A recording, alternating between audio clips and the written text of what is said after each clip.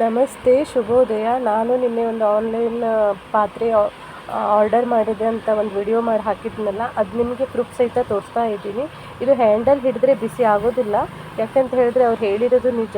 ಪಾತ್ರೆ ಬಿಸಿ ಆಗುತ್ತೆ, ಆದರೆ ಹ್ಯಾಂಡಲ್ ಇದೆಯಲ್ಲ ಅದು ಬಿಸಿ ಆಗೋದಿಲ್ಲ. ನಾವು ಡೈರೆಕ್ಟಾಗಿ ಹಾಗೇನೆ ಹಿಡಿಬೋದು ಪಾತ್ರೆನ. ನಾನು ಇವಾಗ ಅದಕ್ಕೆ ಬಿಸಿನೀರು ಕಾಸಿದ್ದೆ ನೋಡುವ ಅಂತ. ಓಕೆ, ಏನೂ ತೊಂದರೆ ಆಗಿಲ್ಲ ನನಗೆ, ಅದು ಬಿಸಿ ಆಗಿಲ್ಲ. ಹಾಗೆ ಇವತ್ತು ನಾನು ಟೊಮೆಟೊ ಬಾತ್ ಮಾಡಿದ್ದೆ. ನನ್ನ ಮಗಳಿಗೆ ಟೊಮೆಟೊ ಬಾತ್ ಬೇಕಂದು. ನನಗೆ ಯಾಕೋ ಶಾವಿಗೆ ಉಪ್ಪಿಟ್ಟು ತಿನ್ನಬೇಕು ಅನಿಸ್ತು. ಅದಕ್ಕೆ ಶಾವಿಗೆ ಉಪ್ಪಿಟ್ಟು ರೆಡಿ ಮಾಡಿಕೊಂಡೆ. ಬೆಳಿಗ್ಗೆ ಟೈಮ್ ಇರೋದಿಲ್ಲ, ಆದರೂ ಅದರಲ್ಲೇ ಟೈಮ್ ಅಡ್ಜಸ್ಟ್ ಮಾಡಿಕೊಂಡು ಹೇಗೋ ಮಾಡ್ಕೊಂಡು ಬರ್ತೀನಿ. ಯಾಕಂದರೆ ಶಾಪ್ 6:30 ಅಥವಾ 7 o'clock ಸ್ಟಾರ್ಟ್ ಮಾಡಲೇಬೇಕು, ನಾನು ಓಪನ್ ಮಾಡಲೇಬೇಕು. ನನಗೆ ಶಾವಿಗೆ ಉಪ್ಪಿಟ್ಟಿಗೆ ಕಾಯಿ ತುರಿ ಹಾಕಬೇಕು ಅಂದರೆ ಅಷ್ಟೇ ಇಷ್ಟ, ಇಲ್ಲಾಂದರೆ ಅಷ್ಟಿಷ್ಟ ಆಗೋದಿಲ್ಲ. ಏನಿಲ್ಲ, ಸಿಂಪಲ್. ಇವಾಗೆಲ್ಲ ಯೂಟ್ಯೂಬಲ್ಲಿ ಎಷ್ಟೋ ಥರದ ಶಾವಿಗೆ ಉಪ್ಪಿಟ್ಟು ಮಾಡೋದು ತೋರಿಸ್ತಾರೆ.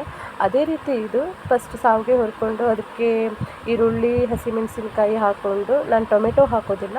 ಆಮೇಲೆ ಸ್ವಲ್ಪ ನೀರು ಹಾಕಿ ಅದಕ್ಕೆ ಸಕ್ಕರೆ, ಉಪ್ಪು ಹಾಕಿಬಿಟ್ರೆ ನನ್ನ ಶಾವಿಗೆ ಉಪ್ಪಿಟ್ಟು ರೆಡಿ ಆಯಿತು.